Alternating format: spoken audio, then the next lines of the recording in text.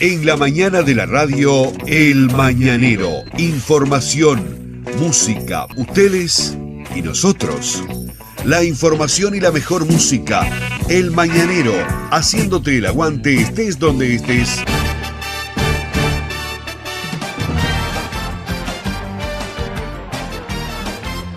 Buenos días y bienvenidos al Mañanero. Estamos junto a Robert Santurio en la 91.7, en el canal 98 del Cable 8 o en Radios Uruguay como Cadena del Sol.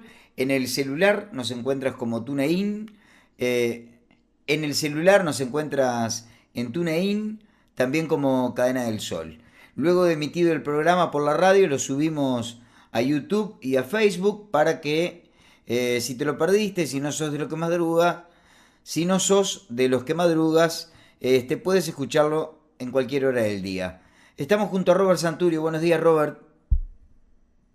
Buenos días, Pablo. Buenos días a la audiencia, a quienes se levantan muy tempranito para trabajar o simplemente para degustar de algún mate en la tranquilidad de su hogar y tratar de informarse de los titulares, de qué es lo que pauta la información para esta jornada y de esa manera salir a la calle, ¿no? Preparado y con un poco de insumo para poder charlar y debatir con sus compañeros o cuando sale simplemente a hacer alguna compra. Bien, títulos hay muchos, pero tu portal sigue dando títulos.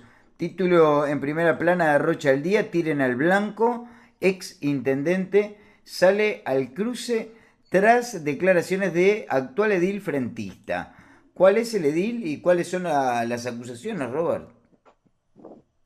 Bueno, el edil se trata de Jaime Piris, integrante de la fuerza de gobierno, edil Frente Amplista, que en las últimas horas se manifestó en las redes sociales a favor o se muestra satisfecho con aquellas promesas hechas en campaña electoral que hoy se hacen realidad en el departamento. El curul escribió en torno a la inauguración de la fuente de aguas ornamentales el pasado fin de semana y manifestó: de la tristeza a la alegría existe una diferencia. Se transformó nuestra plaza y se transforma Rocha. No solo se conformó con mostrar su alegría, Piris, sino que le sumó un poco de picante a sus palabras y le pregunta al doctor Ireneu Riet Correa, hombre del Partido Nacional, hombre que estuvo 2 veces al frente de la administración del gobierno departamental. Y allí Piris pregunta si antes gobernaban bien, ¿qué le hacían a La Plata? Y estos dichos despertaron rápidamente polémica y recibieron respuesta inmediata del exintendente Riet Correa, el cual cuenta en su página de Facebook y además etiqueta al edil Piris, que se había planteado no hablar del pasado y que esta página que se comienza a escribir con los gobiernos de izquierda por estos días fuera únicamente destinada a la construcción colectiva de un mejor futuro para el departamento y que ofrezca mejores oportunidades para nuestros coterráneos. El ex intendente arremetió contra el edil Jaime Piris, que acusa Piris a quienes en los gobiernos anteriores a la llegada de su fuerza política al poder de que los recursos cayeron en nuestros bolsillos, interpretó Riet Correa de lo que escribió el curul, y en la cuenta además el exintendente hace una reseña de la gestión de su administración para que se compare con las gestiones del gobierno del Frente Amplio. Esto es lo que ha pasado en las últimas horas, un debate que se da a través de las redes sociales y bueno, que a mí me pareció oportuno, que tenía que tener un poco más de lo que allí estaba sucediendo, porque nada más ni nada menos que es un ex intendente y un actual edil departamental del Frente Amplio, un hombre que, estamos hablando de Piris, un hombre que ha defendido la gestión de su gobierno, un hombre que se ha puesto la camiseta y que en los últimos tiempos lo hemos visto totalmente alejado de lo que algunos de sus compañeros realizan en torno a la movida política en el departamento, porque no se enfoca en un solo tema o en una cuestión para criticar o tratar de defender, sino que tiene la mirada un poco más amplia, más alta y por supuesto la interpreta de otra manera. Entonces me pareció que era el momento de destacar ambos puntos de vista para no tampoco generar una polémica, sino para que la gente, los lectores de Rocha al Día, pudieran ver qué es lo que pasa en las redes sociales y que nada más ni nada menos que es un gran debate de lo que pasó antes de que la izquierda llegara a quedarse con la administración de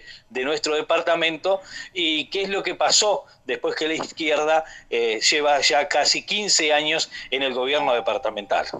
Bien.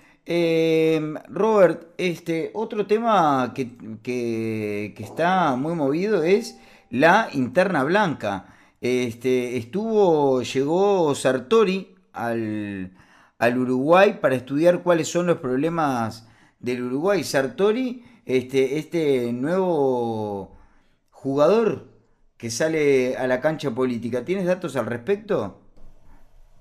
Llegó Sartori, se comienza a mover la interna del Partido Nacional, llegó para evaluar lo que podría ser su posible candidatura. Comienza a realizar por estas horas una ronda de consultas.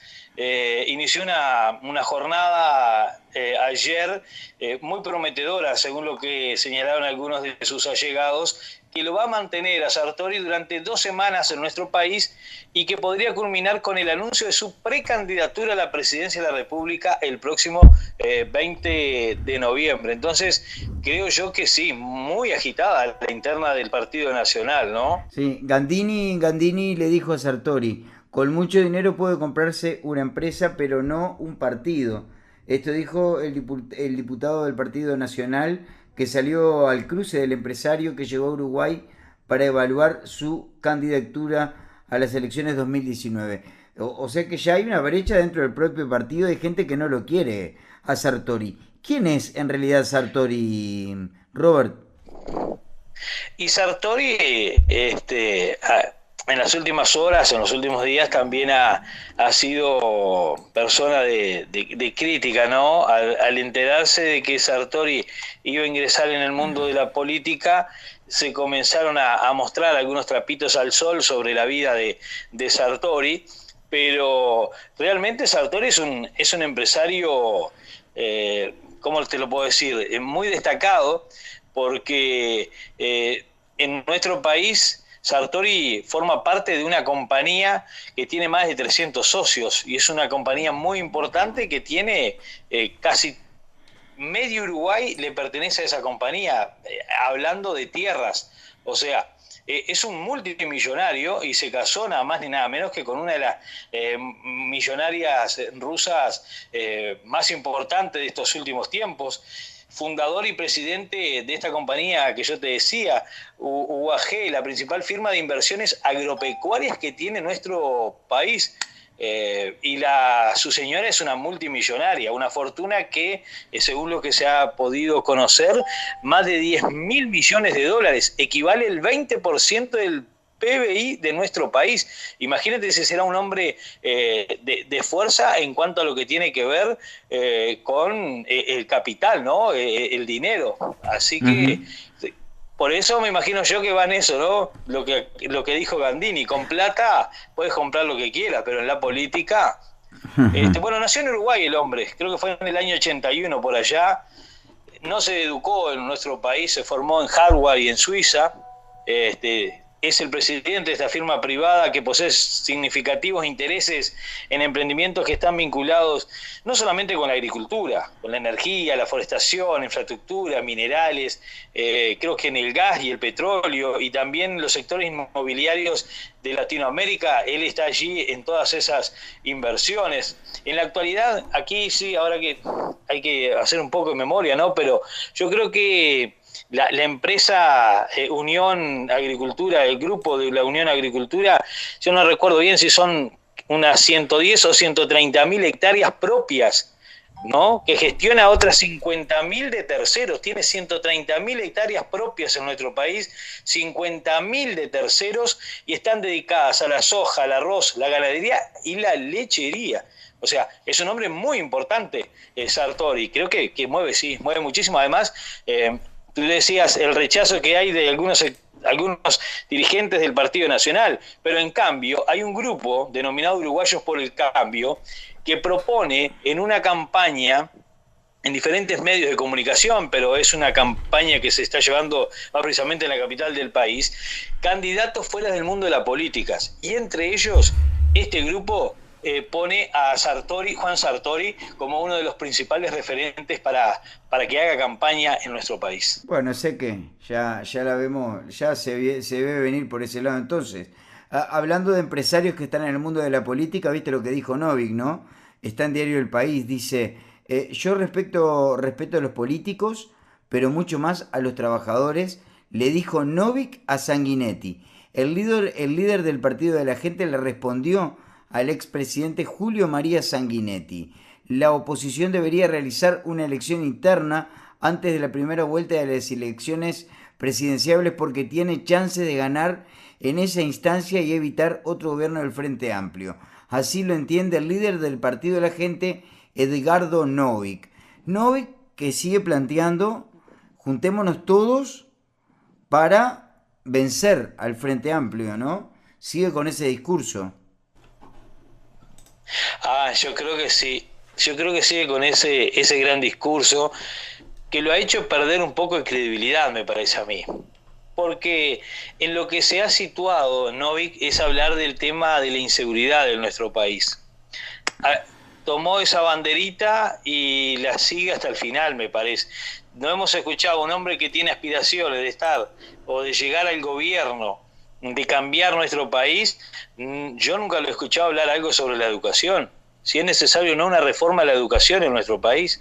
Nunca lo he escuchado hablar acerca de si es favorable o no cambiar de la órbita del Ministerio del Interior las cárceles y pasarlas a la órbita del Ministerio de Educación y Cultura. Es que es importante ese cambio si se llega a dar en nuestro país.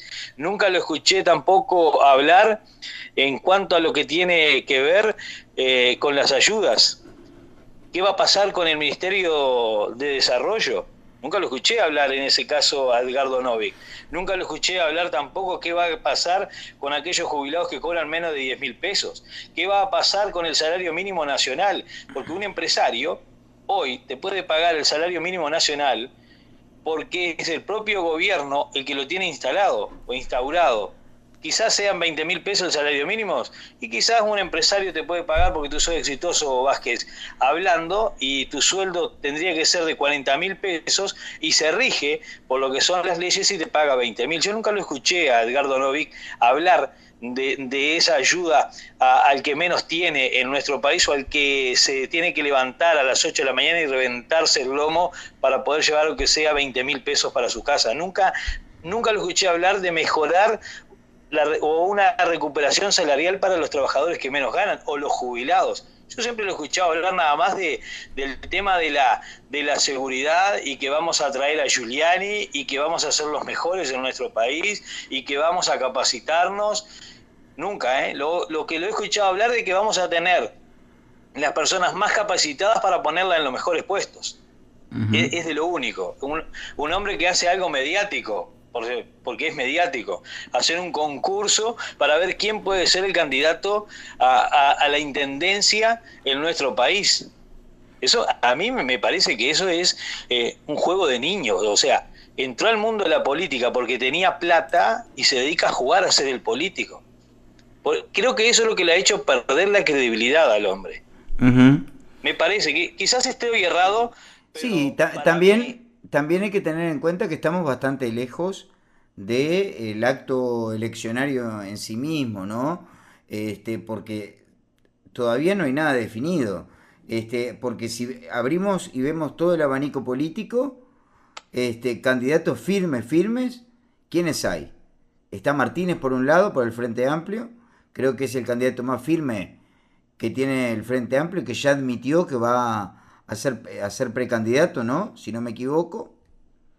Después está el manto todo de incertidumbre en cuanto a quién será el candidato del MPP, que no se sabe absolutamente nada. La 1001 que ve la posibilidad quizás de que su político estrella, digamos, Andrade sea candidato o sea precandidato y entre en esa carrera. Y después por el Partido Nacional. Andrade, mire, lo corto un poquito. Andrade ha sido el único de los precandidatos o de las personas que tiene aspiraciones a ser presidente de la República, en el que sí ha hablado sobre el salario mínimo nacional, y donde es el que yo he escuchado decir que en un eventual gobierno suyo va a tratar de que desde el propio gobierno se instrumente que el salario mínimo nacional tiene que tener una suba muy importante, porque es el gobierno el que lo tiene trancado al salario mínimo nacional. O sea, se hace una mea culpa. Y eso me parece fantástico que se lo haga. Por eso le digo, hay muchos temas, y como tú bien lo dices, no están todos los candidatos ya puestos en carrera, pero bueno, quisiéramos, yo en lo personal, que los quisiera escuchar hablar de esos temas. Uh-huh. Te invito a compartir un poco de música. ¿Cómo no? Cuando volvamos de escuchar música, seguimos hablando un poco más de la impresión del hecho de que haya ganado Bolsonaro y todo lo que ha generado el efecto Bolsonaro en el Uruguay. ¿Te parece? Me parece correcto. Vamos con música, adelante. Muy buena música la que estamos escuchando. Y bueno, no hay un diario, creo que en América, que no esté hablando de el triunfo de Jair Bolsonaro en las elecciones de Brasil hace unos pocos días nada más. Por ejemplo, estoy leyendo uno de los titulares, dice: el Brasil de Bolsonaro, militares en el gobierno, política exterior y disyuntiva armamentista. Eso es uno de los titulares. ¿Tú qué tienes por ahí, Robert? Bueno, por acá tenemos un titular que está en el nuevodiario.com. Dice: América Latina se prepara para el efecto Bolsonaro. El triunfo Bolsonaro aumentó los temores de un retorno a los gobiernos autoritarios en una región que ha padecido una serie de dictaduras militares. Por ejemplo, acá dice que los vecinos latinoamericanos de Brasil se preparan para el efecto Bolsonaro regional luego de esa holgada victoria del líder ultraderechista en las elecciones presidenciales. Los analistas, según lo que dice el Nuevo Diario, consideraron que los efectos del resultado electoral en Brasil se van a sentir en toda América Latina en el ámbito de la política exterior, seguridad, comercio e incluso en cómo desarrollan las campañas políticas. Porque según lo que dicen los expertos, la victoria de Bolsonaro afianza los avances electorales de los presidentes de derecha contra aquellos gobiernos de izquierda hostiles a Estados Unidos, señaló en AFP el comentarista Pablo Seman, que es argentino, quien citó las recientes victorias, por ejemplo, de Mauricio Macri en Argentina, Sebastián Piñera en Chile, Mario Abdo Benítez en Paraguay. Bien, y yéndonos a Europa, Diario del País de España habla sobre economía. Dice que el objetivo del gobierno Bolsonaro en la economía, dice, su objetivo último es acabar con el déficit para su segundo año de gobierno y dejar la inflación en un 4.5 como máximo, como recomienda el Banco Central brasileño. Mantendrá al presidente de esa institución para cumplir con su promesa. Planea privatizar aceleradamente, aunque no está claro cuál de las 141 empresas estatales piensa cerrar o poner en venta, ni si mantendrá el veto a China como posible comprador que anunció en la campaña. El dinero que sacaría privatizando serían de 700.000 millones, calcula su equipo, y pagaría un nuevo sistema de pensiones necesario si va a mantener su pobreza de bajar la edad de jubilación a los 61 años para hombres y 56 para mujeres. Bueno, y aquí encontré algo más de Bolsonaro. Está en la parte de economía, ya que estamos en economía, que es un diario online, El Profesional, donde aparentemente los empresarios argentinos están asustados. con el efecto Bolsonaro. ¿Y de qué manera se asustan? Bueno, aparentemente por estas horas los empresarios argentinos están siguiendo muy de cerca lo que puede ser el gran efecto Bolsonaro, ya que aparentemente, según lo que dice por acá en este diario, hay un clima de fuerte tensión política que se respira en cánticos, y lo que interesa a los hombres de negocios en Argentina es la economía, es un principal socio comercial.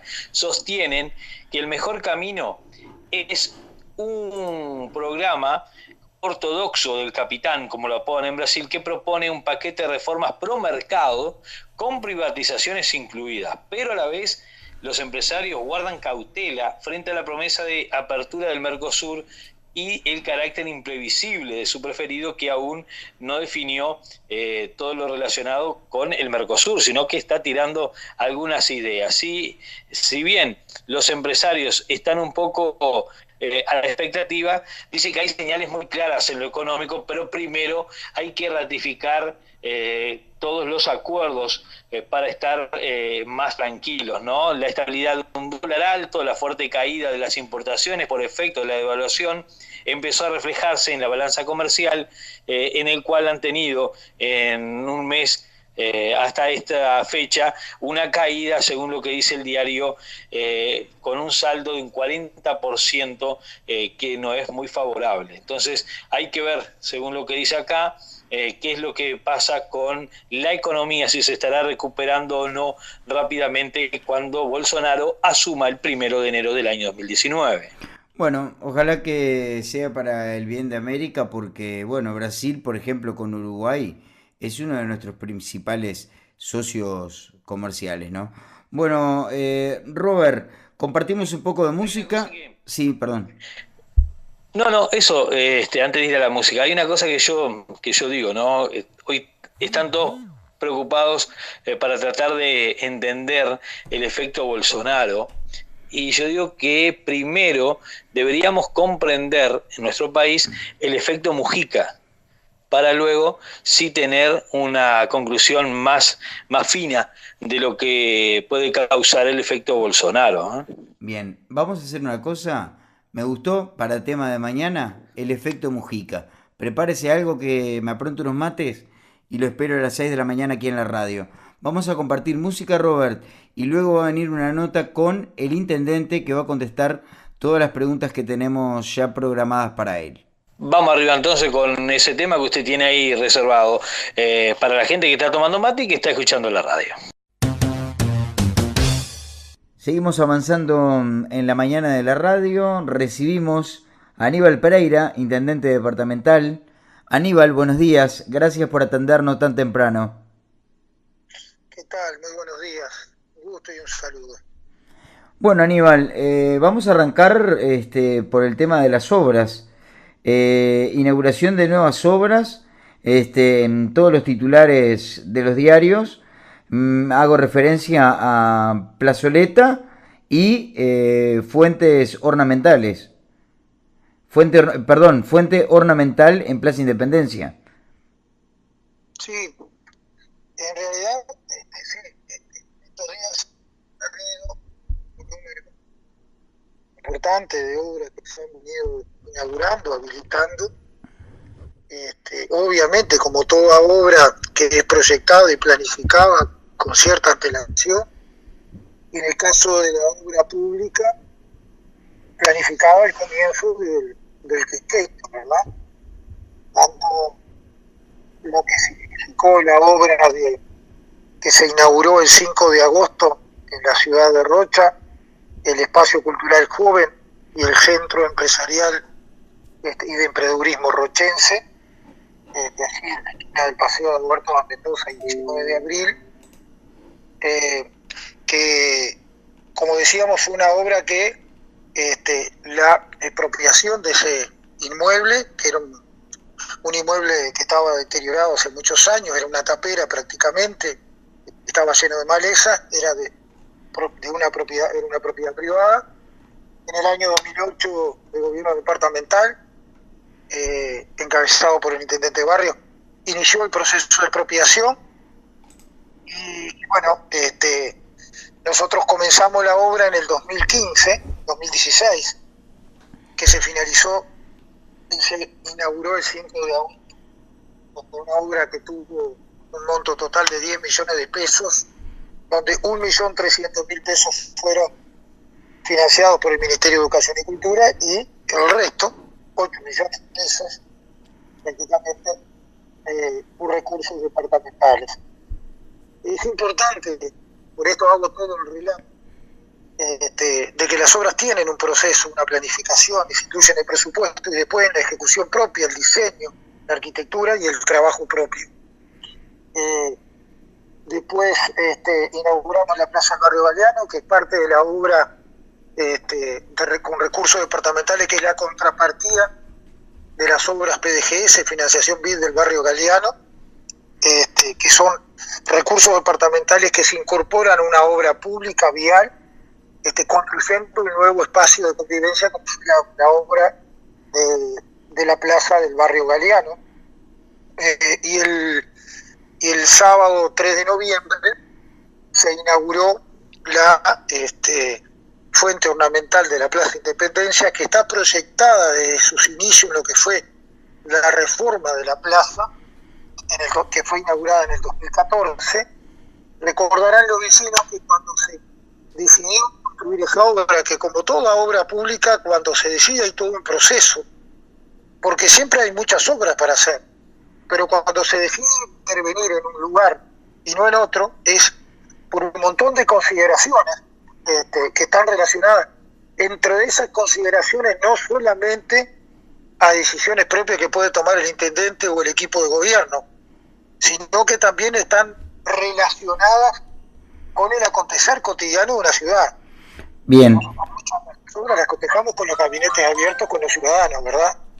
Bien. En el intercambio con los vecinos. En el caso de la Plaza Independencia, recordarán los vecinos que allá por el año 2010, 2011, 2012 había un debate público de la necesidad de que la plaza tuviera otras características, tenía poca iluminación, tenía mucha vegetación, tenía espacios oscuros, habían habido problemas en la plaza que no eran necesariamente el disfrute de los vecinos. Entonces allí se decidió comenzar la inversión, que recuperó y cambió el espacio de la Plaza Independencia. Recuerden la polémica inclusive que hubo de si se llevaban juegos infantiles o no, diferentes espacios. Fue diseñada la plaza con varios espacios que hacían un único espacio de disfrute, como lo debe ser una plaza, ¿verdad? Allí se diseñó la fuente en su momento, y las obras estructurales de la fuente fueron construidas. El depósito donde va el agua, la parte donde se hizo la perforación, el depósito del agua es un circuito cerrado donde el agua circula desde la perforación al depósito y a la fuente y al tanque que filtra el agua. Es perforación. Digo esto porque he escuchado unos comentarios públicos y en las redes sociales donde decía cuánto le iba a salir a los defensas el costo del agua. Le salió el costo de la perforación, pero tienen que saber también que esa agua se recicla. Hay un criterio de racionalización, es un criterio ambiental del agua, vuelve al enjardinado en la plaza, ¿verdad? Después de que se usa en la fuente. Pero los rochenses no saben, por ejemplo, que en esa plaza, hasta que se reformó la misma hace unos años, habían 6 contadores. 6 contadores que pagaron durante muchos años los rochenses del agua, que era donde se regaba la plaza y donde las fuentes que en algún momento tuvieron en la plaza, era utilizada esa agua. Ahora no la tiene, es de perforación, y por lo tanto esta fuente, luego de este proceso de inversión final, la plaza tiene una inversión total que anda en el torno de $400.000, toda la inversión, toda, no solamente la fuente. Bien, bien, en este punto, Es bien como usted dice, es intendente. Antes el riego y todo se hacía. ¿El riego de la Plaza Independencia también es con esa perforación? Sí, Ah, pero bien, el agua se recupera. El agua que luego de estar determinado tiempo en la fuente, eso se recicla. Y esa agua de la fuente va al riego. ¿No? bien, Perforación al depósito, del depósito al subsuelo de la fuente a la tierra. Ese es el ciclo. bien. Usted mencionó que por las redes sociales habían dicho, habían hecho ese comentario sobre el agua. Lo manifestó también en un medio a nivel nacional, creo que fue en el diario La República, si no me equivoco.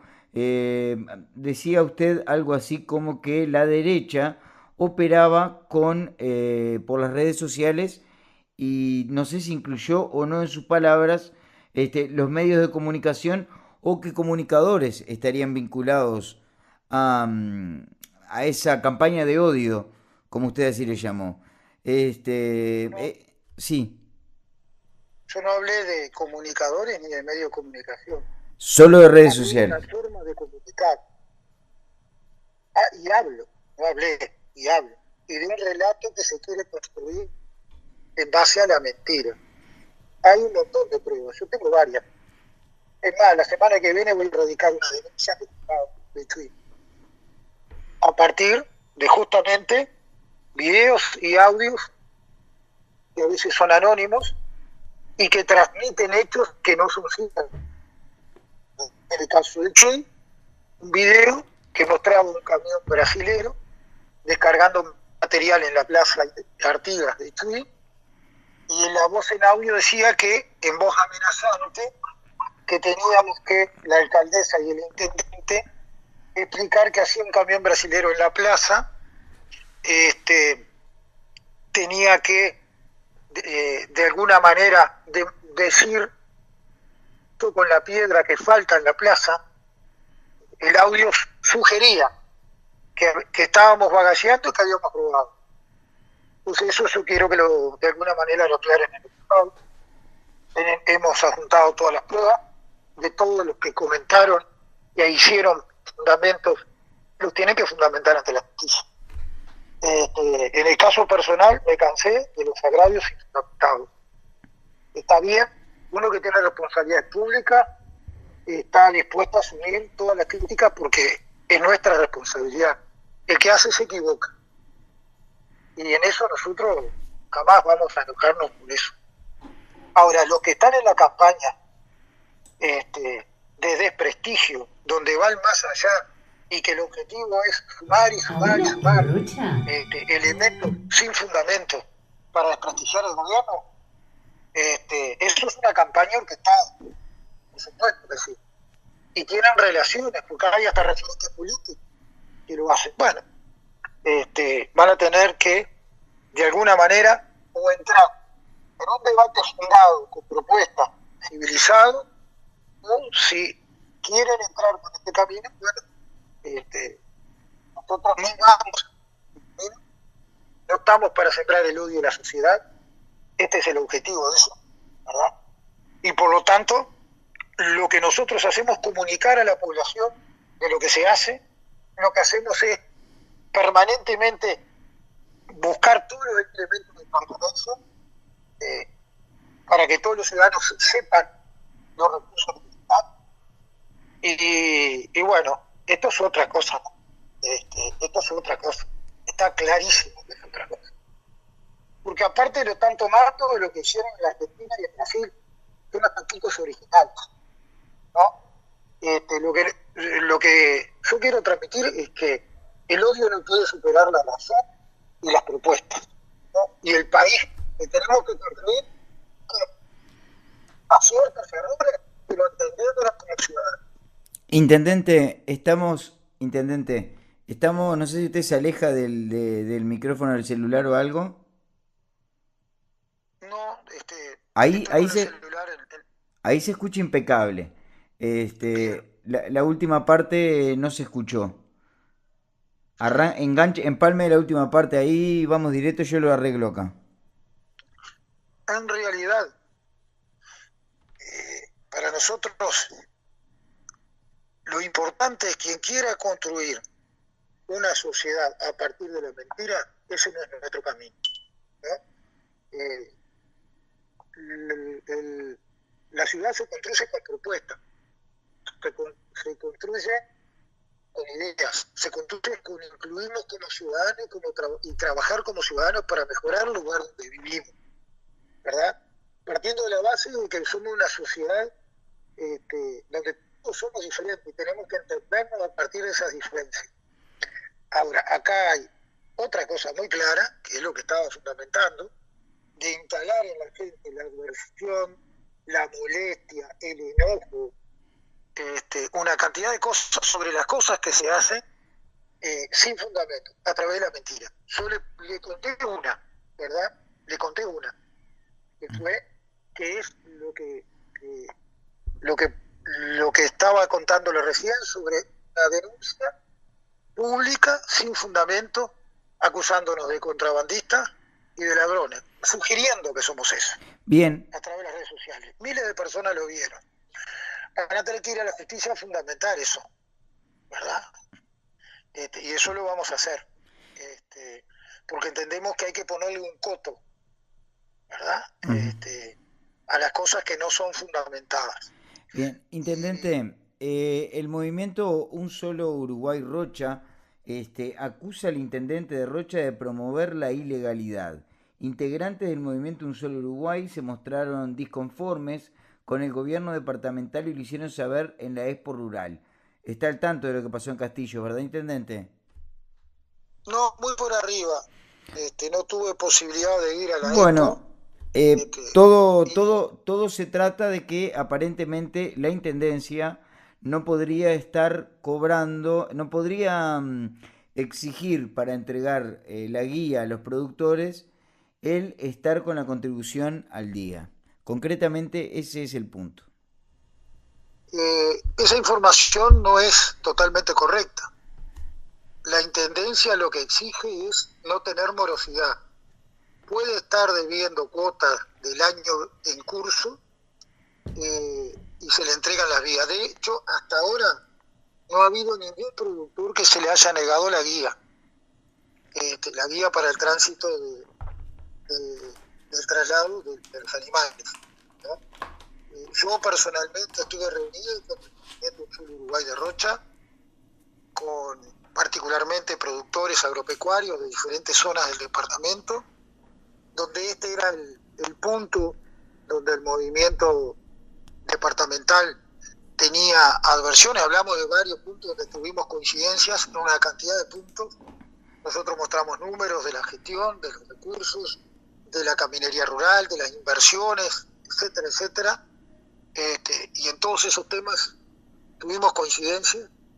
Con el tema de la guía, lo que había era una información no precisa sobre cómo realmente funciona. Aclaramos algunos puntos en esa reunión. Después de esa reunión no tuvimos más planteos. Generamos contacto directo por algunos puntos que ellos nos plantearon de diferencias que no eran tal. Ya le digo, hasta ahora no ha habido un productor que no haya podido retirar guías. Y muchos productores han conveniado y han acordado formas de pago. Obviamente, habían algunos que hacían muchos años pagaban la contribución. Y si es ilegal, efectivamente, esa práctica, ya supongo que tendría que haberse presentado algún recurso para frenar la ilegalidad, ¿verdad?